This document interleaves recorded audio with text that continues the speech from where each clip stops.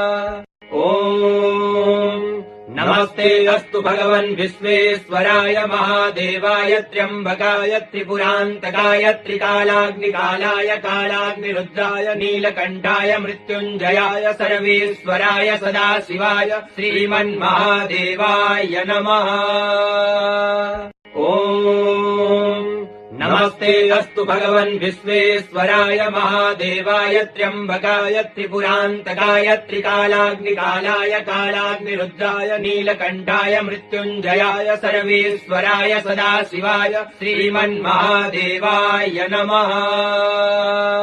ॐ नमस्ते अस्तु भगवन् विश्वेश्वराय महादेवाय त्र्यम्बकाय त्रिपुरान्तकाय त्रिकालाग्निकालाय कालाग्निरुद्राय नीलकण्ठाय मृत्युञ्जयाय सर्वेश्वराय सदाशिवाय श्रीमन्महादेवाय नमः।